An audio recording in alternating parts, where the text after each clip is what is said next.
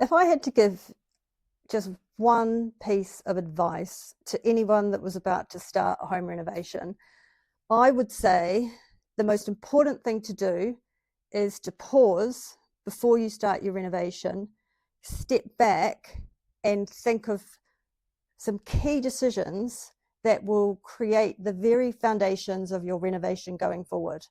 So it's almost like we need to design the renovation before we design the house. So one of the things that I didn't know when I first started renovating, which was, boy, over 25 years ago, is I didn't know that there were different ways to renovate. I thought there was pretty much one path that you took going forward.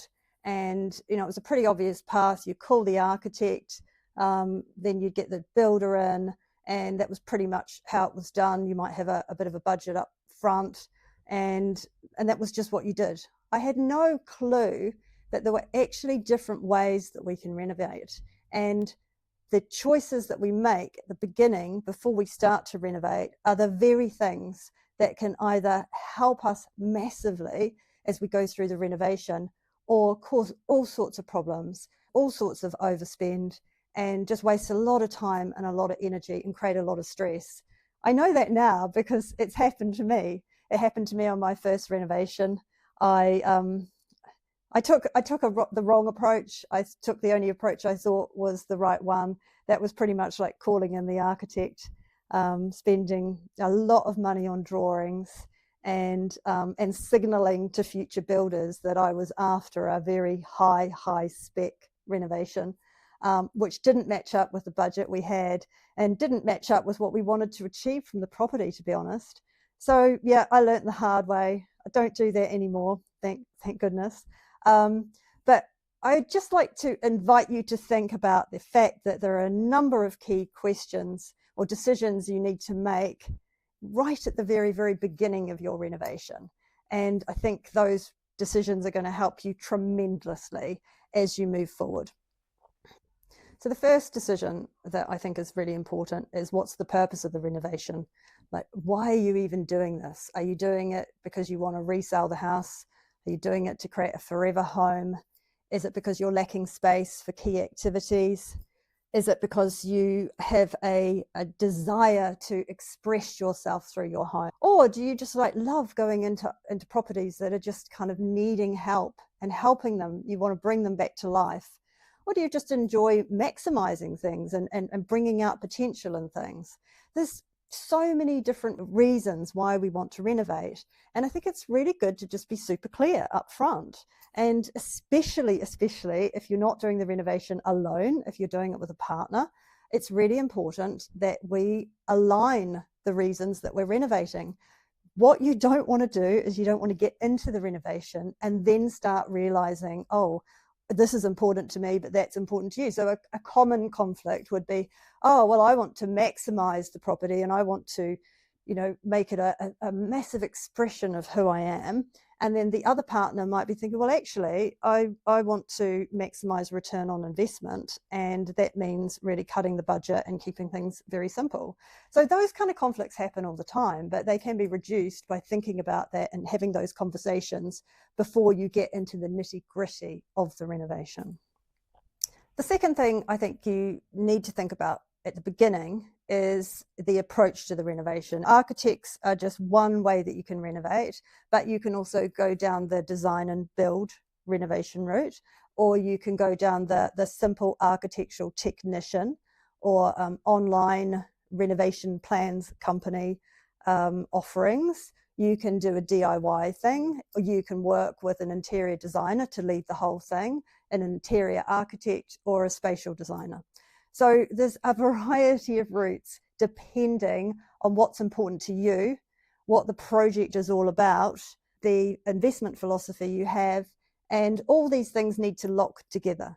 So just be aware that there are a number of options and you don't automatically just have to go for the most obvious option. You want to choose the option that's right for your project. So the third of these main big decisions that we want to be making at the beginning of, what's your investment philosophy?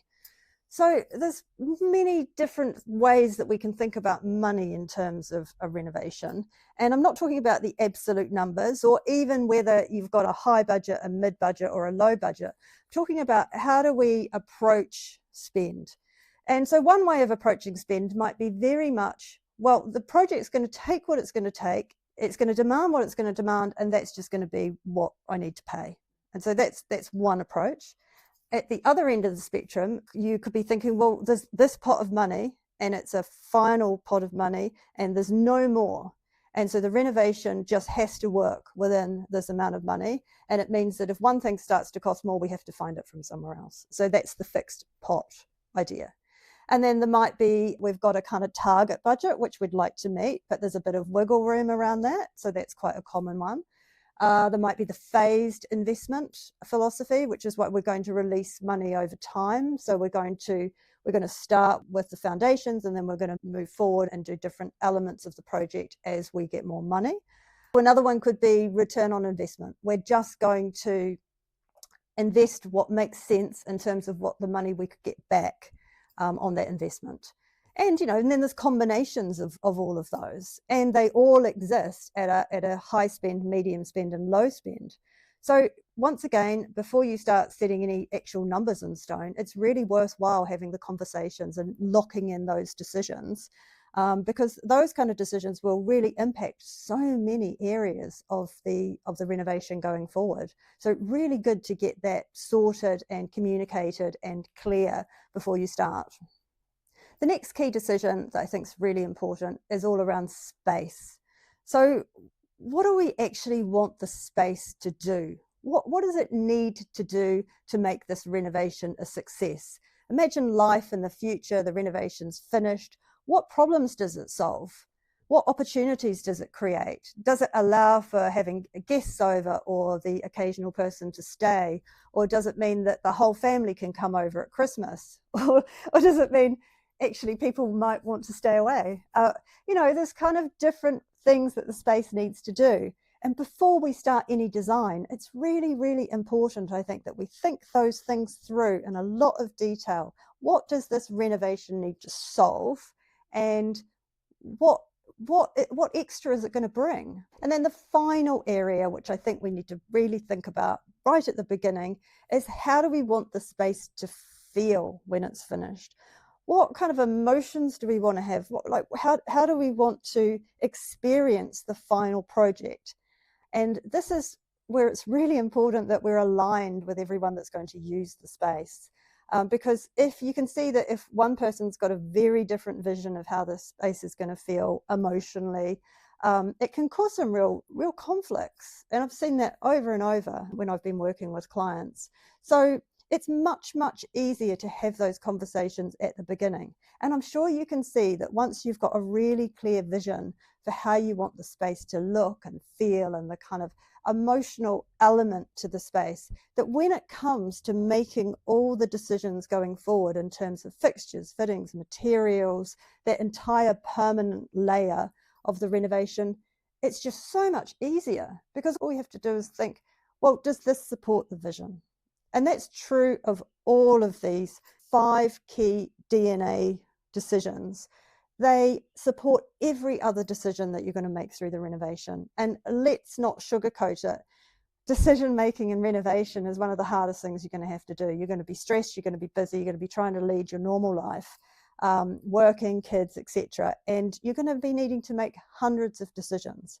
But I can guarantee that if you've made those 5 key decisions up front and you've really, really done that rigorously and you've locked them in and they're aligned, they all work together, you've resolved any of those kind of conflicts early on, then everything else is just going to flow in such a better way. And it's just going to make your renovation that much more successful and that much more enjoyable. And I just think it's the very foundation for a successful renovation.